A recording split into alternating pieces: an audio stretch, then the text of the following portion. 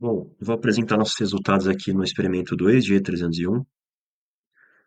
Então, basicamente, a gente procurou estudar aí os efeitos que a luz experimenta ao atravessar uma fenda ou algum obstáculo. E o que a gente tem aqui inicialmente do lado esquerdo, é um feixe de laser atravessando uma fenda simples e um padrão gerado ali no antiparo, localizado a uma distância L desse feixe, dessa fenda.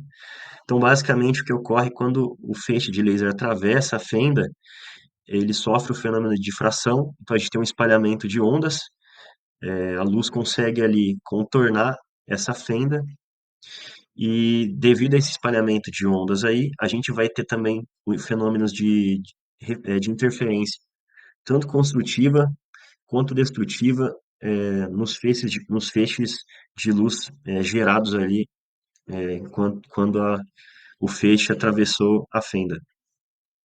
Então, basicamente, a gente consegue observar aqui que o esperado para um feixe que atravessa uma fenda simples é um valor central aqui com uma magnitude muito maior.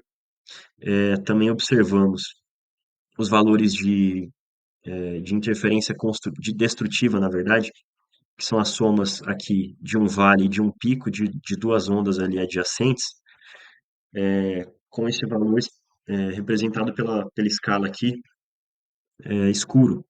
Então, a parte mais escura é uma interferência destrutiva. E aí, quando a gente vai percorrendo do centro aqui até as extremidades laterais, a gente vai observando fenômenos de interferência construtiva e destrutiva com magnitudes cada vez menores. No lado direito, a gente observa esse comportamento aí para uma fenda circular, mas a gente consegue ver que o padrão é muito parecido, exceto pelo fato dela ser circular e gerar ali círculos que representam interferências construtivas e destrutivas depois que o feixe do laser foi difratado ali pela fenda. No próximo slide, a gente já tem um vídeo aqui mostrando um padrão muito parecido com o que a gente observou ali no exemplo teórico. E o Matheus aí medindo os comprimentos ali gerados tanto pela interferência construtiva quanto pela interferência destrutiva ali na franja. Opa, foi duas vezes.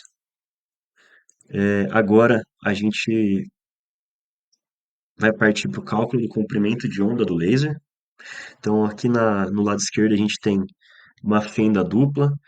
Quando o feixe de laser atravessa essa fenda dupla, a gente observa que formam-se dois triângulos ali, com ângulos iguais, e a gente pode utilizá-los ali, lançando mão das relações trigonométricas para calcular o comprimento de onda do laser. E assumindo também que o θ, que a gente observa no diagrama ali, ele tem um valor tão pequeno quanto se queira, uma aproximação, né? E nesse caso aí, com o θ muito pequeno, o seno de θ ele vai ser aproximadamente igual à tangente de θ.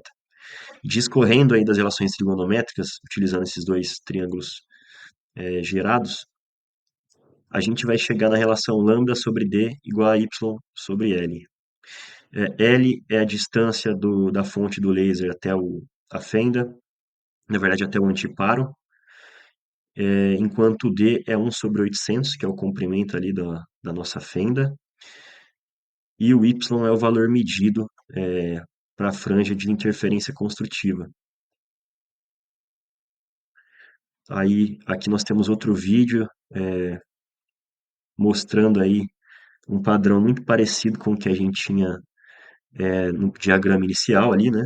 Que a gente vai ter uma magnitude central muito maior do sinal que a gente gera ali, enquanto a gente vai se afastando. E, por outro lado, quando a gente vai se afastando para as laterais, a gente observa ali valores construtivos cada vez menores e valores de interferência destrutiva ali, são as franjas escuras, que são algo em torno ali de zero de magnitude naquele diagrama.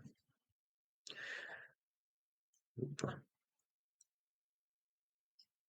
Então, lançando mão aí dos cálculos que a gente fez em slides anteriores, o comprimento de onda calculado utilizando aquela relação que a gente definiu, experimental, e utilizando os valores da tabela abaixo, aqui no lado direito, a gente chegou no valor experimental para o comprimento de lambda igual a 652,74 nanômetros. E comparando isso com o valor referência teórico fornecido no roteiro do experimento, a gente teve um erro relativo aí de 3%.